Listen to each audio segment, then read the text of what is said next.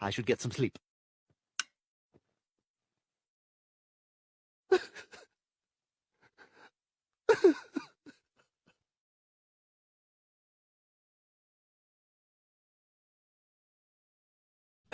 Mr. Musk? Yeah, Twitter's ad sales are down.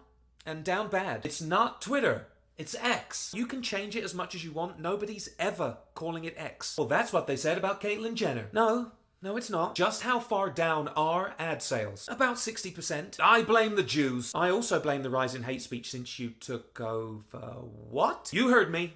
This is all the Jews' fault. I really shouldn't, but I'll give you a chance to explain yourself. Well, the Anti-Defamation League pointed out the rise in anti-Semitic, racist, and homophobic content since I took over. Right. That's defamation.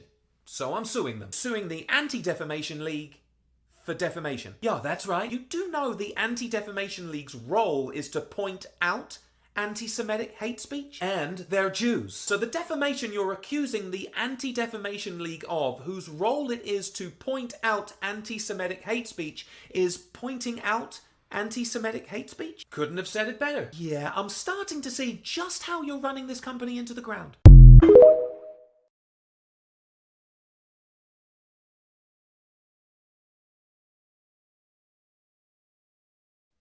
Okay, let's try that again. Good evening, good evening, good evening.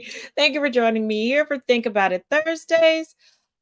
Real quick, because I am nothing if I am not thorough. Remember Mr. Man who wanted to come and verbally tussle with me? As you can see, no response, and he's not here. So we're going to keep with our regular schmegular scheduled content, and we're going to move forward. So I predict that he is going to randomly respond in the morning and need another week. And just so that we're clear, this is the amount of notes on Trump shenanigans from 1 week. These are all the updates that I've given you all in 1 week. I've kept them all. Now, before we get into, there is one story that it's on me. I did not get a chance to get to yesterday with Chris, so I'm going to bring it to you all now.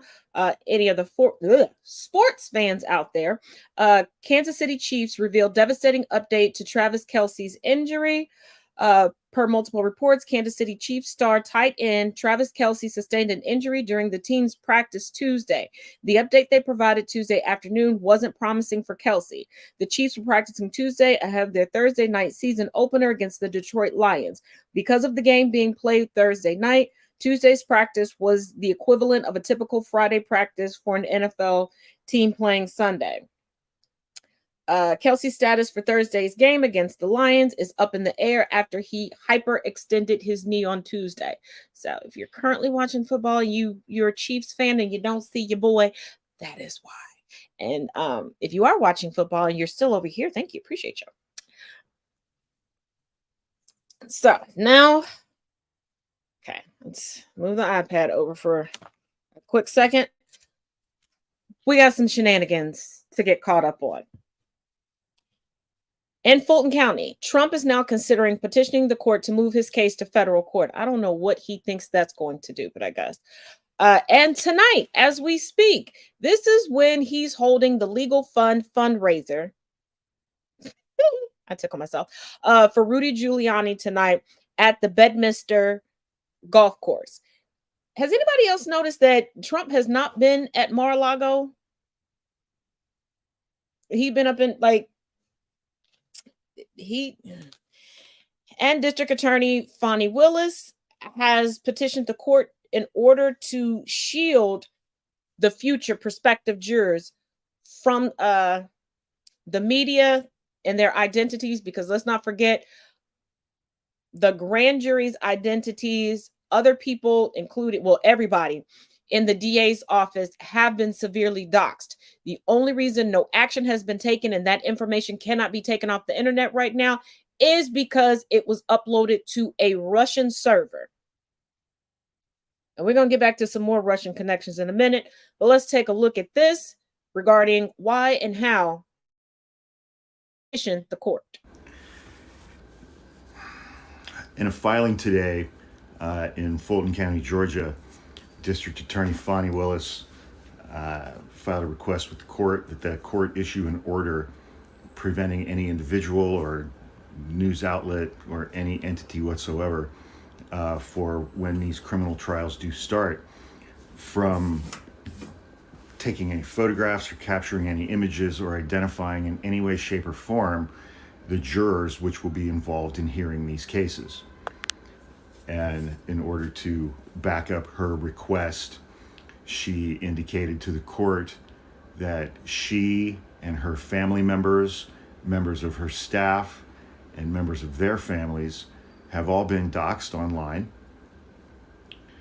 Their addresses have been revealed, their ages have been revealed, their physical work addresses have been revealed, and their social media accounts and all kinds of personal identifying information for them. She further went on to state that she had been working with the Department of Homeland Security to get that information removed from the internet, but the Department of Homeland Security was unable to do so because that information is being hosted on a Russian website.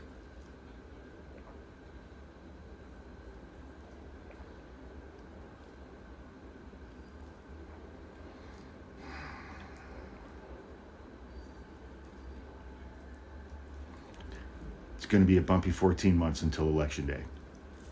Let's hope everybody makes it alive.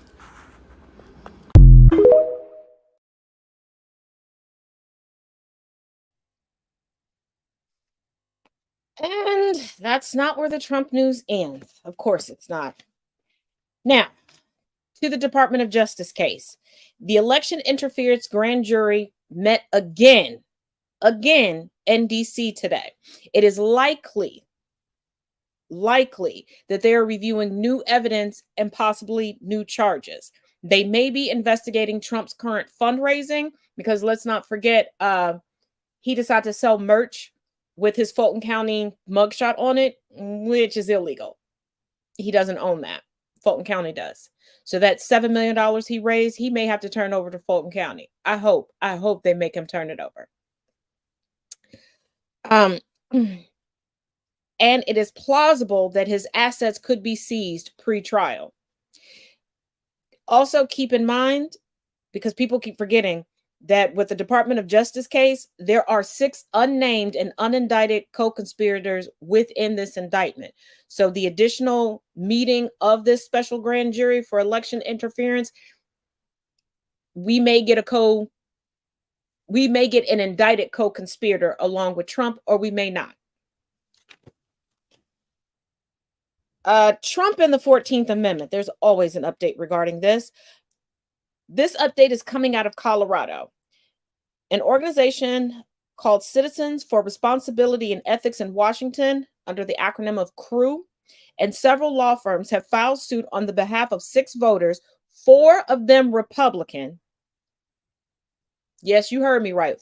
4 of the 6 in this lawsuit are Republican, and 2 are unaffiliated. And the purpose of the lawsuit is to remove Trump from the ballot due to his role in the January 6th Trump self-coup. So this is no longer, well, you have to realize the originating idea came from conservative constitutionalists of the GOP. They are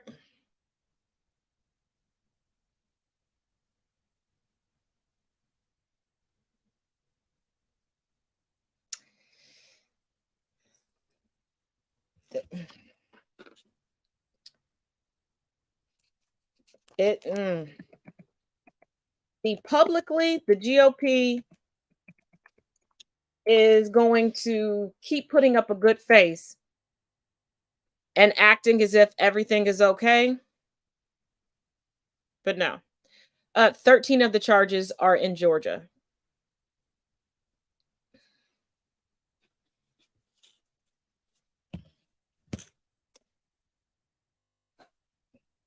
Now, coming out of also the Trump camp, Peter Navarro, Mr. Let me write the plan down in a book. Let me go on every news broadcast and talk about the plan. Has been found guilty of 2 counts of contempt of Congress. He going to jail. He going to jail. And here's the thing. They wanted him to come in and talk about his plan that's called the Green Bay Sweep. He put it in a book. He put it in the Navarro report that he put out for the public. He talked about it on CNN, on MSNBC, on Fox News, on News Nation, on OAN. He talked about it everywhere. But then Mr. We didn't do anything illegal didn't want to talk about it in front of the January 6th committee. That's what I think is hilarious. Everybody got loose lips sinking these ships till it's time to pay the piper.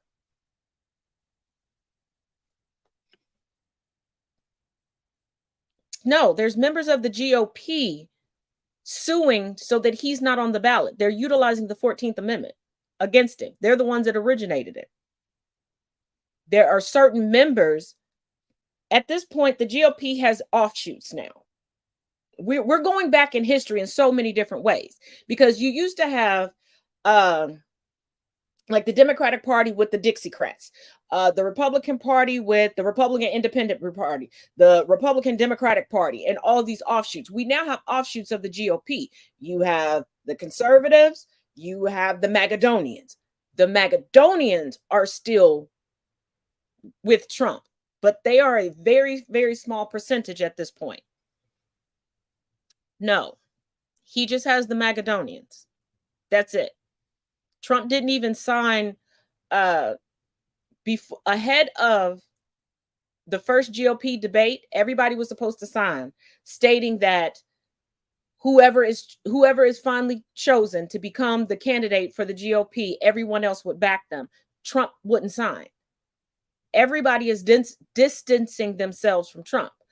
As I've said in previous podcasts, they're even making offshoots in their own states. They're avoiding his speaking engagements. They're avoiding being seen anywhere with him. They want no parts of him.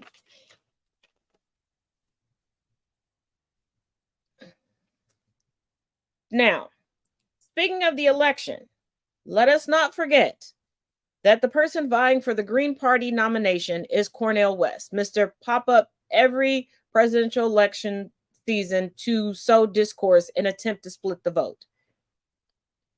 Now, I know at the end of this, because he's not going to make a dent in any pool, Mr. Crazy Eyes himself, dressed like Frederick Douglass and got the eyes of Crazy Eyes from Orange is the New Black. He's going to come out with a new book. That's what he's going to do. He needs a way to pay off his tax debt. But he revealed his platform today, and he calls it Dismantling the Empire. So let's go through this Hotep bullshit, because it's Hotep bullshit.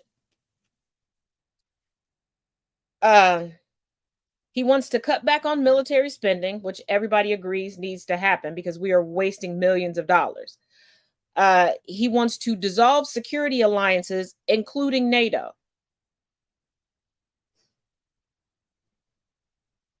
So we're just not going to learn anything from the Trump presidency. And we're still going to just have candidates out here that don't understand shit about the globe. Okay. He wants to dismantle the global network of military bases.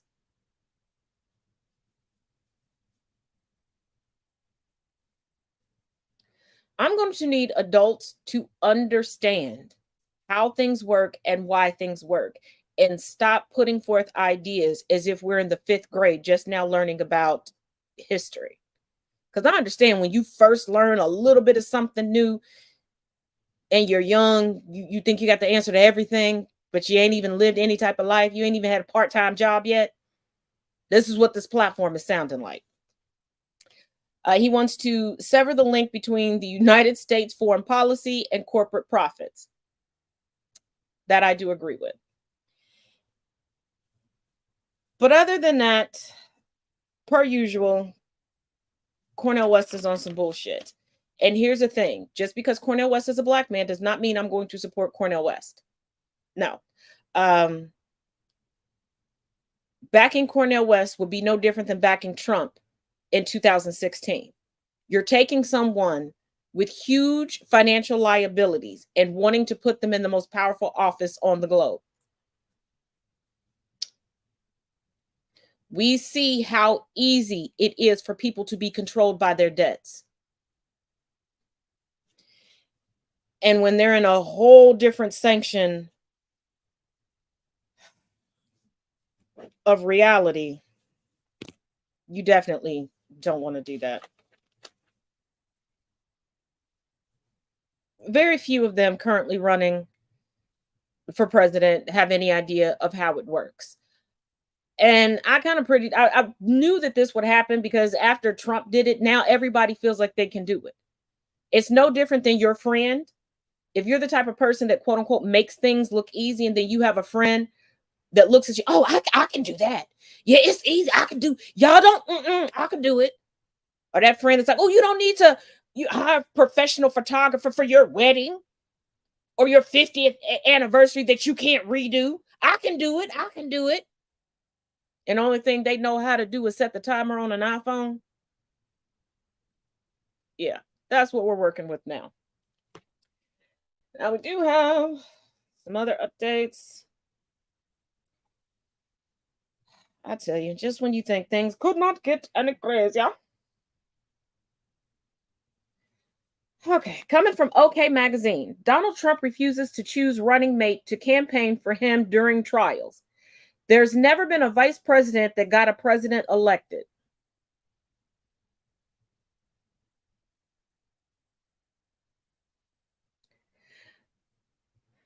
I don't think anybody wants to run with him anymore because we haven't heard anything else from Carrie Lake. And she must have moved out of Mar-a-Lago because Trump's not down at Mar-a-Lago anymore. The only one who seems to want to run with him is Vivek Ramaswamy, but they're both trying to avoid legal issues. So Donald Trump may not be recognizing the realities of the difficulties of hitting the campaign trail while juggling his upcoming trials. Well, he ain't really hit the campaign trail recently, but whatever. During a Wednesday, September 6th interview with radio host Hugh Hewitt, the embattled ex-president ranted about Joe Biden and his many political rivals. But when asked how, when asked how he would be able to make these points if he was too busy sitting behind a defendant's table in a courtroom, Trump brushed him off. Well, we'll be asking for many dismissals of many of these fake cases, the 77-year-old replied. Look, these cases were brought by Biden. They were not. These are campaign cases. They are not. Nobody's done it except in banana republics. It's what you tried to do, Trump. These aren't cases. These aren't cases. These are cases that were brought by political opponents. Nobody's ever seen anything like it, he argued. The public gets it. No. That's why I'm beating him by so much. And it's why I'm beating every Republican by so much, among other things, to be honest, because we had a great run as president. No, you didn't. And honestly, let's be real. The only reason Trump is outpolling the clown car of Republican candidates is because nobody has faith in Pence, especially after January 6th. Chris Christie flip-flopped the last time, so nobody's trusting in him. Nobody knows anything about Vivek. Tim Scott is just a token. They're not going to let the token go too far before they decide to spend the token or cash it in. The other two are dead men walking. They are Weekend at Bernie's. And Nikki, they're not going to back a woman. They wouldn't even back a woman truly and for real with Sarah Palin. They just let her play dress up. Still, Hewitt pushed the controversial politician to give him a more clear answer on how he will be able to campaign while dealing with his snowballing legal issues. If you're in court arguing motions, or if you're in court because not all of the indictments have been dismissed, are you going to name your vice president early so that they can go out and campaign on your behalf? He needs somebody campaigning on his behalf because he lost Ivanka. That was his best bet. And we know he ain't fucked with Tiffany in so long. She ain't doing shit for him. She is an Ivy League attorney and she showed up to nothing. Bet he would have wished he paid attention to her now. I mean, there's a nice long list of vice presidents. Not for him. He added, mentioning names like Nikki Haley, Vivek Ramaswamy, Mike Pompeo, and Robert O'Brien. That is a short list. He does not know what words mean. There are lots of people would make a good vice presidential nominee. I'm reading this how it's typed. Will you pick one early so they campaign when you're in court? Trump balked at the idea, replying, there's never been a vice president that got a president elected. But didn't they say that Biden got elected because of Madam Vice President Kamala Harris? In the midst of saying that the election was stolen?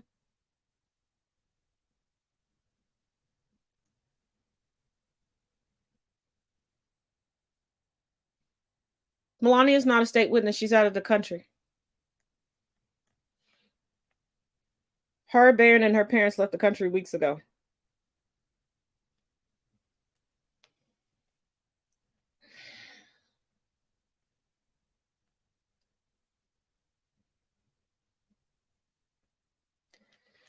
The society within the United States needs to work hard to deprogram itself from fawning over and placing the wealthy and celebrities on a pedestal and stop equating visibility or perceived wealth to intelligence. And I say perceived because even me in my tax bracket, I've had people that I've shared homes with, that I've shared neighborhoods with, that I've shared small cities and towns with. Assume that I live a lavish lifestyle and I have more than what I have because of what they perceive wealth to be.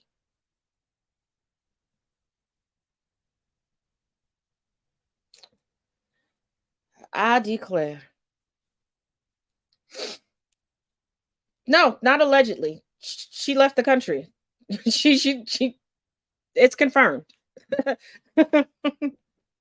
She gave up her emails, her phone, and everything. They went home. Melania, her parents, Barron. Yeah, they confirmed it a few weeks ago. Vivek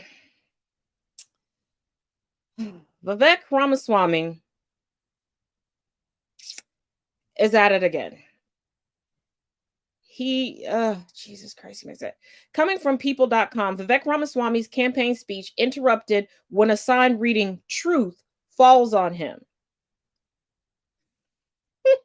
Because the truth ain't in him. So I guess somebody's going to try to smack it out of him. Republican presidential candidate Vivek Ramaswamy, in what some may call, a bizarre twist of fate, was briefly interrupted mid-campaign speech when a sign bearing the word truth briefly fell over on him. In footage shared by New Hampshire news station WMUR, 38-year-old Ramaswamy can be seen delivering a stump speech on Sunday at a fair in Lancaster, Pennsylvania, when the large truth sign slowly falls forward, hitting the far-right candidate as he stood in front of it. I think it's very appropriate since he's now out here going, I don't know anything about privilege. I didn't grow up with any privilege. Your parents were wealthy.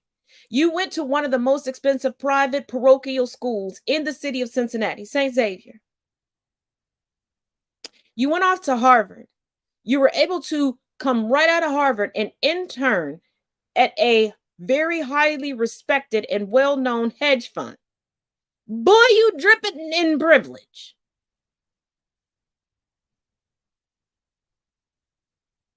You would think we do. But everybody is trying to distance themselves from elitism and trying to play that good old boy bullshit. No different than what we've seen Ariana Grande do it, Kid Rock do it, Taylor Swift do it, Jason Aldean do it, Luke Bryant do it.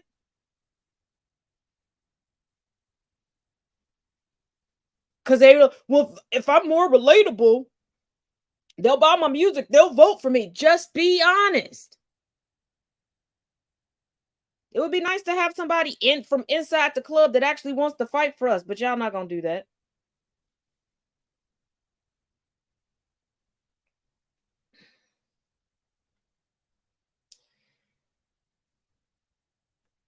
Now, from Business Insider, Fani Willis said GOP Representative Jim Jordan's congressional attempt to stop her prosecution of Trump is unconstitutional and said he lacks a basic understanding of the law. Oh, he understands the law. That's why he's been avoiding it in Ohio. Did y'all forget about the wrestlers being raped at Ohio State and his involvement in it? He been shucking and driving that court case the whole while, in plain sight, all up in everybody's face, yelling and hooping and hollering. Boy, you supposed to be in hiding. When you got warrants, you're supposed to hide. But anyway, here are the cliff notes. In August, Representative Jim Jordan helped launch a congressional inquiry into District Attorney Fani Willis. She responded on Thursday in a letter claiming Jordan lacked a basic understanding of the law. Willis suggested Jordan purchase a $249 law textbook to learn more about how RICO cases work. It's a good joke. It's a great joke, even.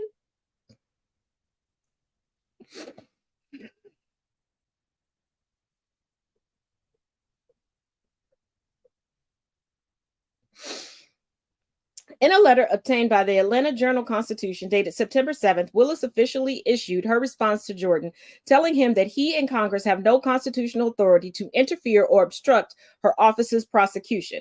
Willis and Jordan's back and forth comes after a Georgia grand jury indicted Trump and 18 of his allies, alleging they coordinated to try and overturn the 2020 presidential election.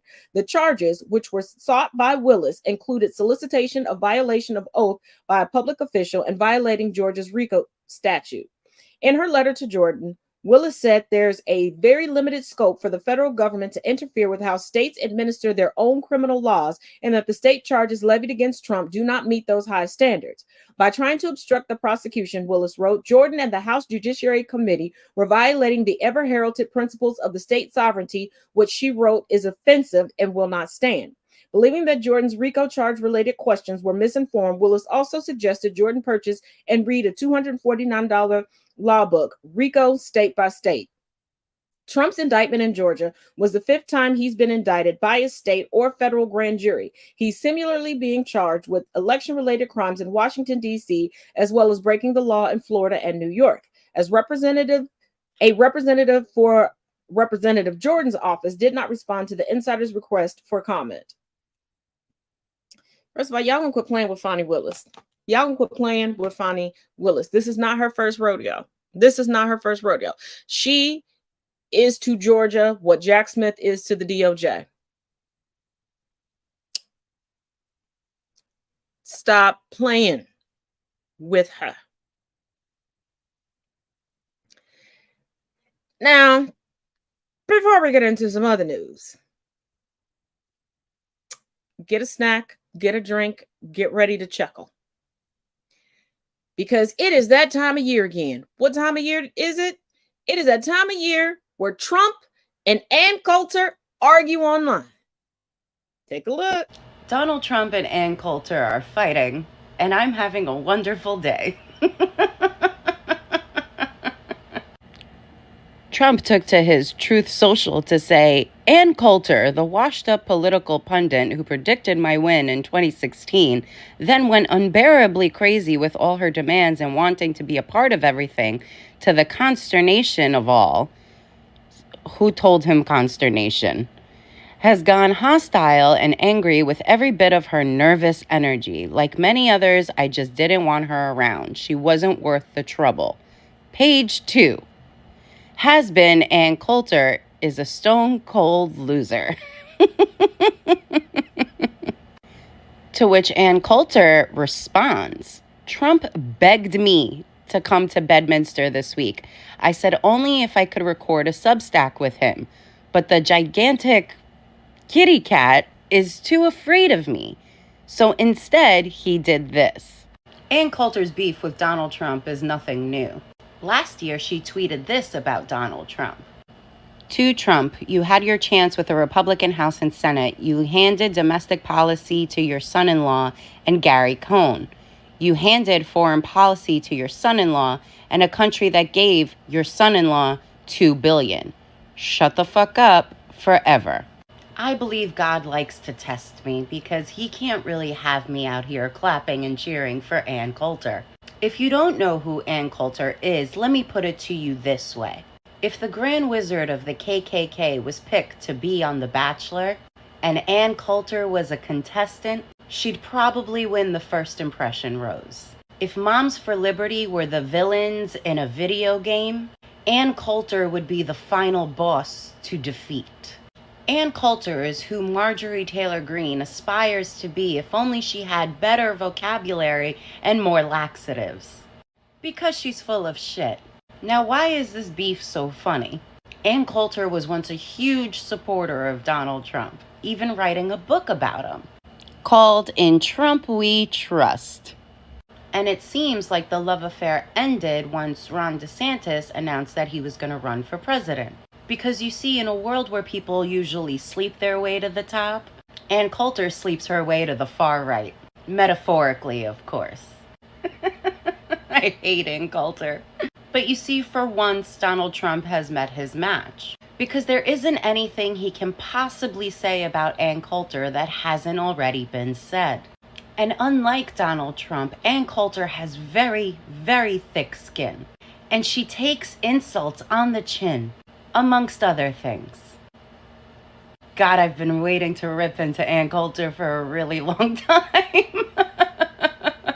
As some of you may remember, Ann Coulter was on the dais for Comedy Central's roast of Rob Lowe, where comedians completely shredded her, much like Donald Trump did to those classified documents. And Ann Coulter is here, everybody. Ann Coulter, if you're here, who's scaring the crows away from our crops?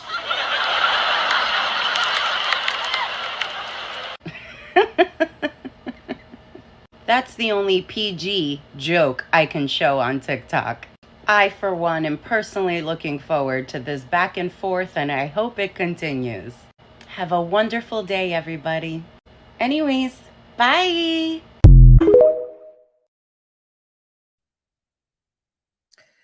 Ann Coulter is the ultimate grifter. Ultimate. Because Ann Coulter has put on an impeccable fence-straddling facade. Because she has been in the company of Black people and talked about the systemic oppression that Black people face. But then weaved in conservative talking points. Ann Coulter always gravitates towards whoever looks as if they're going to have the most power. Now, just like Ann Coulter wrote a book about Trump, many other people have written books about Trump. And many of them have been radio silent about Trump right now. They're pulling their support. They're not at that fundraiser in Bedminster right now. But there will always be a record of that book that you wrote in support of a flaming fucking idiot. And see, if Trump was smart, as everybody was writing books praising him, he should have had them sign it and taken a picture with them and actually read the books, because this will be the time that he could actually clap back at her with her own words. But he's not that intellectually equipped. Yes, typical white woman. Go after who is in power. Because let us not forget, let's go back in history a little bit. A lot of people that are currently on the Trump campaign are former campaigners and staffers for DeSantis and vice versa. There are people who only aligned themselves to Trump because he was on the rise in the GOP. Now he's obviously on the decline.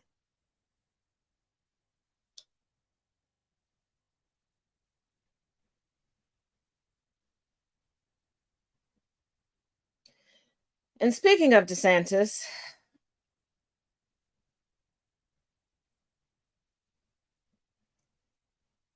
I swear he has to be an incurable hemorrhoid. He has to be. Let's take a look at him arguing with the black man regarding the most recent shooting in Jacksonville, Florida. Be prepared to be pissed. Allow weapons to be put in the street in the hands of immature, hateful people that have caused the deaths of people who were murdered a couple weeks ago. Trayvon Martin was not the first. So first of all, I did not allow anything with that. Well, listen, excuse me. I'm not going to let you accuse me of committing criminal activity. I am not going to take that. I am not going to take that. So you want to have a civil conversation, that's one thing. Try to say that I'm letting, that guy was Baker acting. He should have been ruled ineligible, but they didn't involuntarily commit him, and so they weren't. No. There is the truth. There is something about the truth. It's not everyone doesn't have their own truth. No. You don't get to come here and blame me for some madman. That is not appropriate, and I'm not going to accept it. You have allowed people to hunt people like me. Oh, that is nonsense. That is such nonsense. We've done more to support law enforcement in this state than anybody throughout the United States. Our crime rate in Florida is at a 50-year low. We have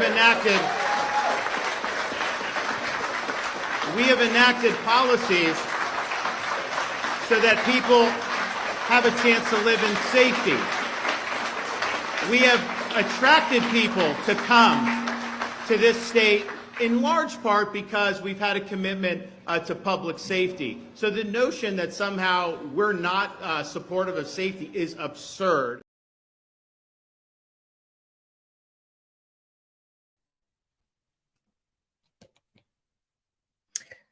So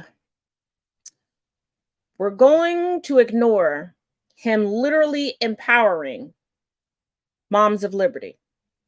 We're going to ignore him gutting a liberal arts college. We're going to ignore him waging war on woke. We're going to ignore people not having to get conceal and carries, no type of certification, no nothing to carry around a firearm. Talking about he should have been Baker like hell. Ron DeSantis went to Harvard Law School after going to Yale as an undergraduate. All of these legal maneuvers that he's making and all of this legislation, he has a firm understanding on what he is doing. And did you catch this? That black man said that you are allowing and you are putting things in place for us to be hunted. And DeSantis countered with saying they back the police.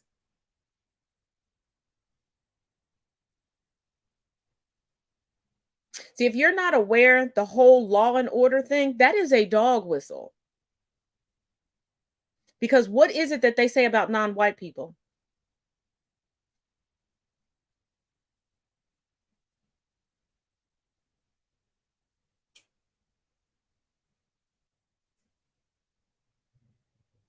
He's touting record lows of crime in Florida.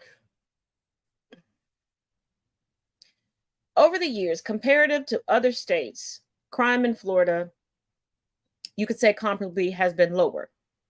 Now, it was not 50 years ago that I was a fresh-faced undergraduate. But as a freshman in college, I had a political science class.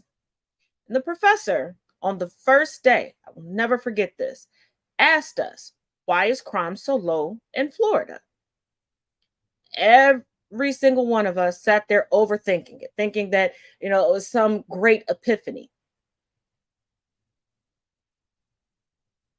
And he followed it up with, who predominantly lives in Florida? And how many full-time year-round residents do they have? If people aren't living there, they can't commit crime, and crime cannot be committed against them. Even if you have a home invasion, it'll take a while for that to be reported, even if it is reported, because you have snowbirds that live elsewhere during certain seasons and go to Florida there. You have an incredible amount of retirement communities. Now, we know that Mama and Papa are fucking like bunnies in the retirement communities, but what crimes are they really committing? That would be like me taking over the assisted living community not far from me and then running for local office going, I'm the head of a whole community. We have zero crime.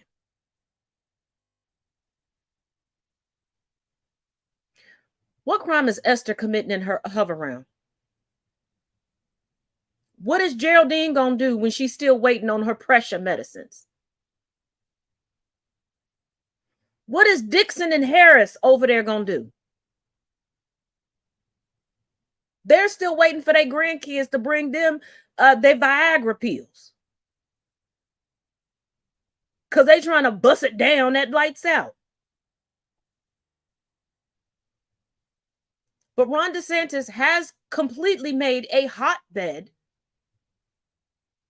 for Red Summer 2.0. And I say Red Summer because it wouldn't just be one city. You have literal Nazis marching and convening in the street. You have people getting on press conferences lying, going, that's not what we do down here in Florida. Bullshit.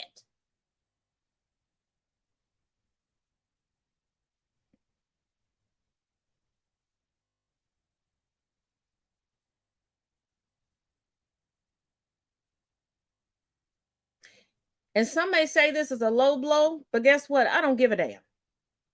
I'm not Michelle Obama. He went low. I'm about to take it below hell. I don't trust Ron DeSantis to protect anything. He couldn't even protect his own fucking family that wasn't even in the governor's mansion during this last hurricane. They had a whole goddamn tree fall on them. I'm just sad that the Wicked Witch wasn't home. And I'm not talking about Casey DeSantis. I'm talking about old Ronnie boy and not McDonald.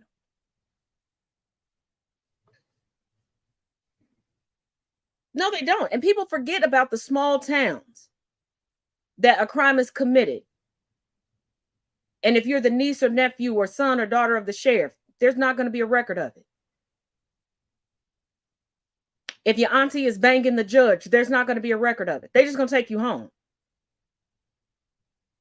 And see, a lot of people live in cities and towns where like the cop cars, they go back to the precinct, they drive their cars home. No, a lot of these cities and towns, they drive their cop cars all the time. Personal use, business, whatever. And they'll fake it. No uniform on, no nothing. Go in and intimidate somebody, get their relative, their friend up out of there and go. Just like the courtesy cards that New York has. If you're a friend or family of a NYPD officer, you get caught up in some stuff, you give them the courtesy card. And depending on the ranking of the officer, there may not be a record of anything you did. This is why I say statistics were created to forward white supremacy. Because what is one, we know about the whole murder rate statistic that folks like to throw around, okay? Because they look at And notice that the statistics that are readily available are about arrest, not indictments, not convictions. They don't include exonerations. But let's look at one statistic that folks that are racist love to throw around. The statistics regarding bastardized children, single motherhood. Because single motherhood just means you're not married to the father. Y'all could still be in a relationship. Y'all could decide to cohabitate. Y'all couldn't. I remember watching, I think it was Good Morning America many, many years ago with my mom and granny. And they did a story on a married couple with children. They love each other dearly, but they realized they couldn't reside together. So they bought identical houses side by side. And they took turns visiting each other, and the children went back and forth. Does that mean that those kids didn't have both parents? Nope. And the reason why I say they love to use this statistic because they skew that the most. They skew that the most. Because when you think about it, how many grandmothers raise their grandkids as their mother? And I always love to use this example. Ever wonder why Jack Nicholson disappeared all of a sudden? Remember when his grandmother passed away? And that was already hard on him because he believed that was his mother. And when you have to handle funeral services for someone, you end up going through paperwork and seeing stuff you didn't ever expect to see. You start uncovering family secrets you didn't even know was secrets. He turned and looked at his sister, who was actually his mother.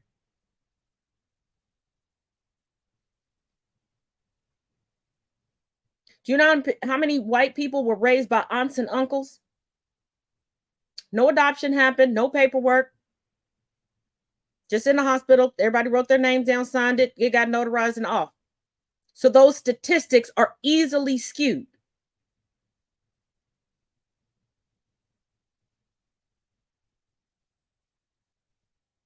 When my oldest, when they were expecting their first child, a woman that I knew in Frankfort, Kentucky, looked at me and was like, well, how are you going to handle this? Handle what? They are grown. This is their family. If they need help or guidance, I'm here. And she's like, well, what about this? And what about that? And don't you need to have this in your house? So when you take the baby, why would I take the baby? But then I had to realize, not only was this woman a part of the system that was skewing statistics, you know how they project onto marginalized communities about raping the system? This woman had never worked a day in her life, not a part-time job, not a paper route, not nothing. And every year she tries to apply for Social Security. And her whole family gets upset that she doesn't get Social Security benefits. The only way she would get Social Security benefits is when her husband dies, because she would get survivor's benefits. She has 2 of her grandchildren so that she could get EBT and free health care for them. And the Munchausen by proxy that she has with the non-biracial grandson is astronomical.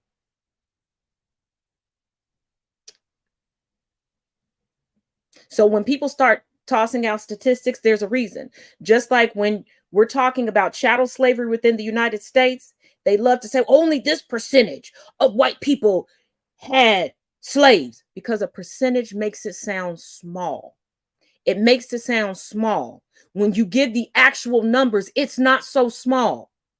Remember back during COVID, all of a sudden everybody was a statistician? Well, only 1% died and only 3% in this demographic died. What's the number, Susan? What's the number? When they wanted to force schools to open back up, and they were like, well, only 3 to 6% of the children are affected. How many hundreds of thousands of children? How many?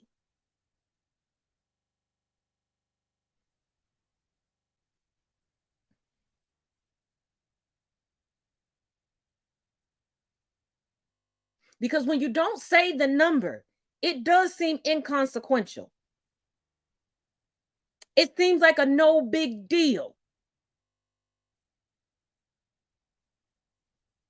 If I were to tell you, you know what? I'll give you half of everything I got in the bank. You're like, yeah, okay, whatever. I don't need that. But if I tossed out a number to you and said, I'll give you half of that, that would change your perspective. You might listen a little bit. You might nothing.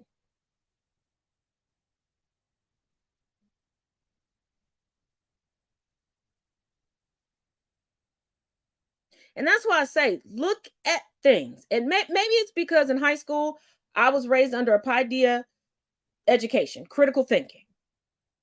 Because even in English class, we weren't just told to look for the plot. Who's the author? We were asked to look at the author. What was their intent in writing this? What other books have these same ideals in it, and why? Is it the time frame? Is it the gender of the person? Is it the ethnicity of the person? Is it the race of the person? Is it the location that they were living in at that time? Did they travel? Because all of that goes into it.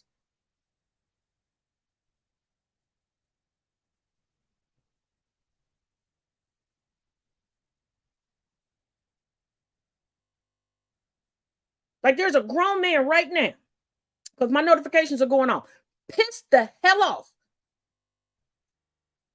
on TikTok. Because I told him the only language he speaks is tropes. And I know he doesn't know what tropes are. He doesn't know what that means. And because we don't have a standardized education, and I'm not being funny, I can tell you he's from a small town. He is from an echo chamber. So he's pissed off that one, a woman knows more than him. Two, a black woman knows more than him. Because he tried that, but Chicago that has rampant corruption because of white people. Talk about one suburb in Chicago, and you attribute it to the whole city. But the whole city has had corruption for decades because of white people.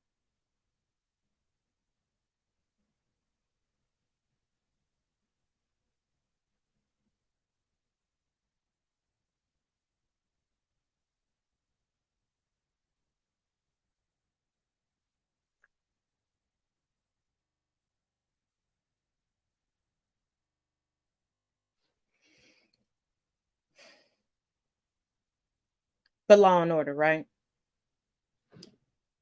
There's a whole man with ties to GOP elite in Tennessee and a church that many of your favorite performers have children that go to that parochial school attached to the church, and they're members of the church, who molested his own daughter and killed his own son.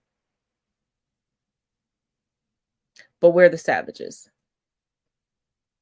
How come nobody's touting the percentages of how many white people kill members of their own family for stuff as minuscule as not being able to play a video game? And that, I'm not joking. I'm not reaching on that. It happened in Ohio. A young man was put on punishment, and his parents took the game, the actual game, not the system, and put it in their safe. And he was so pissed that he killed his parents years ago. Instead of getting a divorce, white people kill each other. A man decides he wants to raw dog the fuck out of a woman all day, every day, even forcibly. But heaven help she get pregnant. She got to die. A white woman is infertile. She can't live with being infertile and be a good aunt or a good older cousin or a good play auntie to her bestie's kids. She'll get on social media and tell a depraved woman who's struggling to get stuff together for her unborn child that she's got it, and lure her to a place and kill her and cut her baby out of her belly. White people will weaponize CPS against marginalized communities, but watch their family members rape, beat, and starve their own children and not say a word. All so they can walk around as if they are truly the moral and racial superior. That's got to be a lot of work and a lot of stress to walk around all day thinking about other groups of people and how you can one up them every single day, instead of just working on yourself, your situation, and your family.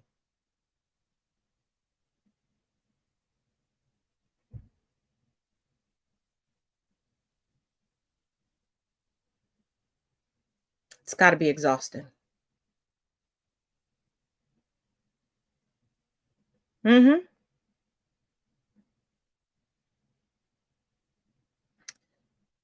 And they utilize CPS for it.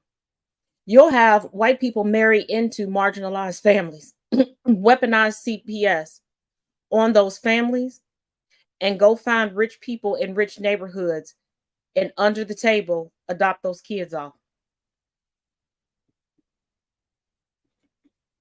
A lot of police, a lot of everybody. Oh no, I ain't seen her. Knowing they just saw that mother and father the other day.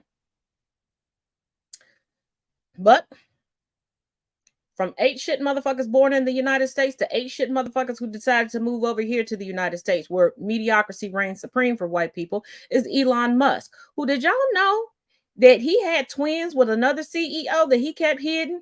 And there's another baby mama that he's keeping a child away from, but we don't never see him with no kids. And then there's another kid who came out as a member of the trans community that completely changed their name and does not want anything to do with him. But remember when he used government funds via Donald Trump before they fell out, and then he decided to glizzy guzzle Trump again, and he used our dollars to be nice and a good Samaritan to provide Wi-Fi to the Ukraine? Y'all remember that? Guess what he's doing now? Guess what he's doing? Two guesses. Let's see if you're right. It does seem like Elon may have committed treason by deliberately sabotaging the Ukrainian military using his control of the Starlink satellites. Specifically, what he did is disable a group of drones that was defending against a Russian attack. And then he bragged about it in public. It's now being covered by all the news media and all the blogs, and it's pretty wild, and it's totally not unexpected, at least from my perspective. This is why you don't give one person, particularly someone so unreliable and generally psychotic, this much power over international infrastructure. He's literally committing treason. He's literally sabotaging allies and defending Russia in their invasion of Ukraine. It's wild. Elon Musk and other immigrants of privilege like him are the actual threat that conservatives and racists want you to believe that asylum seekers are. Elon Musk wants control. He wants control, and he wants people to stop teasing him. He is that awkward kid that really didn't have any friends in school, that thought that, oh, well, if I take on the persona of this group, this clique, they'll like me and I'll be popular. But then he got made fun of for it because it wasn't really him. It wasn't genuine. So he's like, let me move over to this. Didn't work. So he's like, you know what? I'm going to be the ultimate bully. I'm going to make you fear me. Because when nothing else works, yeah, that'll work. Oh, Amber Heard. Amber Heard don't have a baby. That's her sister's baby. Amber Heard got busted out shortly after the Depp Heard trial.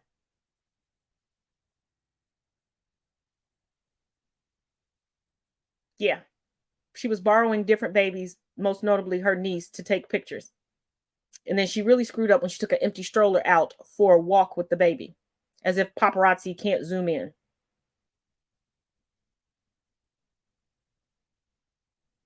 Yeah, Elon Musk still pays certain bills of Amber Heard's, and that's just because Amber Heard, and it came out in the court case, Depp v. Heard, that Amber Heard has a collection of videos from certain parties that she would put together, and she would entice men to come because, you know, she's bisexual. So she's one of those bisexual women that uses her sexuality to over-sexualize herself and a whole sub-community of people. And word on the street from people who attended the parties, there were underage individuals there that certain people engaged in. And to keep that information from coming out, that's why Musk will make donations to different places in her name, pay for different things in her name, etc. And let's not forget, Amber Heard used to kick Elon Musk's ass too. There's pictures of him bruised up, and they're together.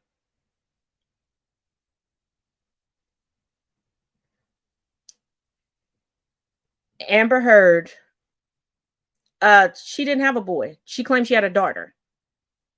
And she said that in open court. Yeah, Amber Heard painted a whole picture of herself when she knew she was going to be seeking public sympathy and legal discourse against Johnny Depp. And honestly, that is the dumbest thing she could have ever done, because she truly did not have any type of career until she got with Johnny Depp. Johnny Depp was taking bit roles in a lot of movies that she was in, and he would, they would mask his appearance or whatever so she could get the role, or he would donate his time to this or donate money to this. And she completely, she didn't fumble the bag. She dropped gasoline, kerosene, lighter fluid, and 200 proof absolute on the bag and set it on fire.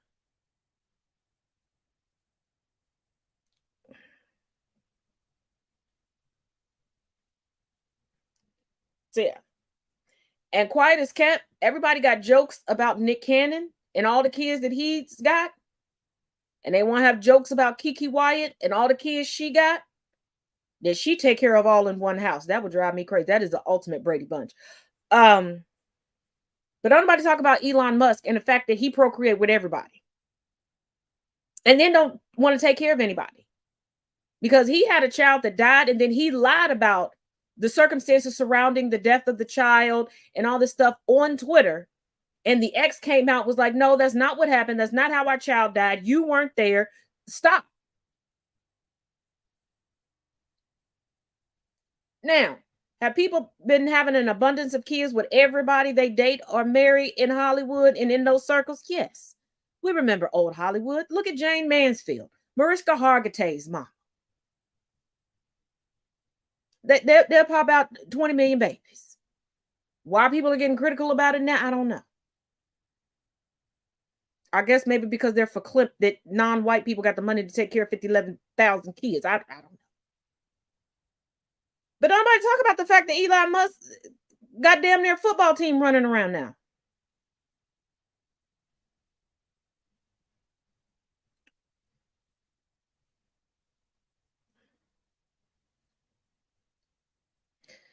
And before we close out for the night, let's discuss this.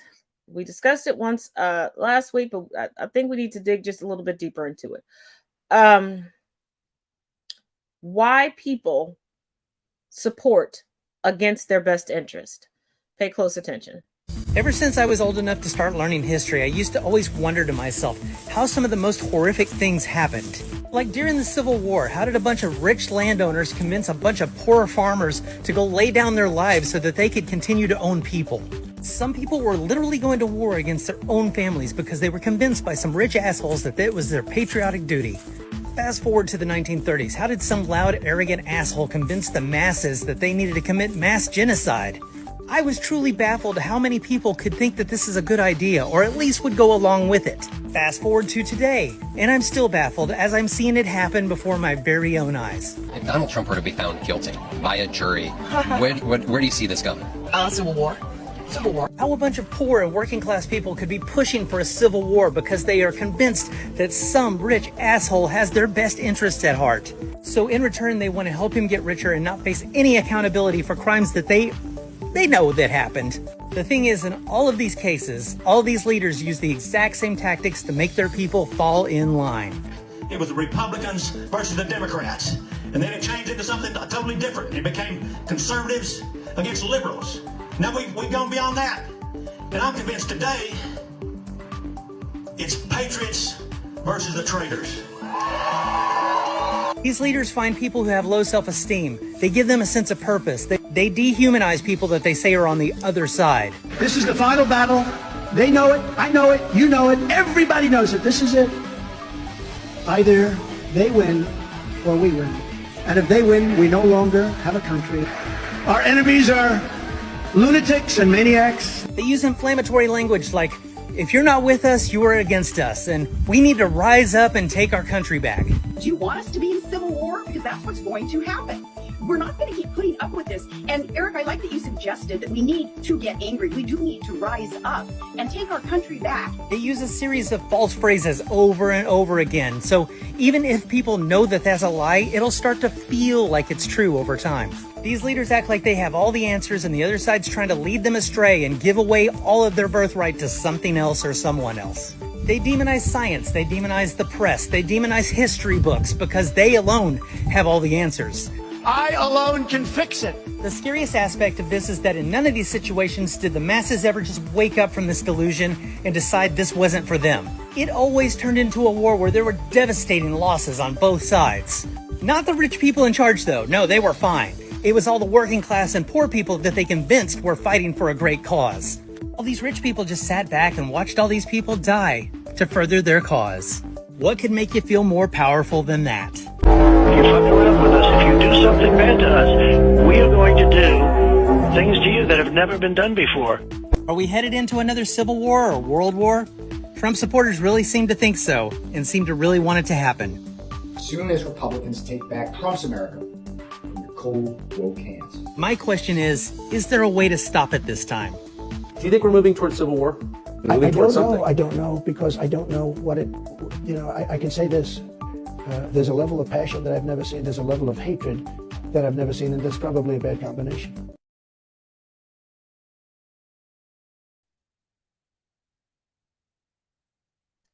As long as you give someone else that they can feel that they have a moral superiority over, they'll follow you. And keep in mind, we've gone over this before. Patriotism in the United States means having a willingness to sacrifice yourself for the greater good of the country. And the greater good of the country was established when the country was established. Let me repeat that. The greater good of the country to patriots was established when the country was established, and it has not changed. As always, thank you for joining me tonight for Think About It Thursdays here on Conversations with Taz. Make sure you check out all the links in the description of this video. And I'll see you all tomorrow for Freeform Fridays. Y'all be good. And as always, each one reach one, each one teach one.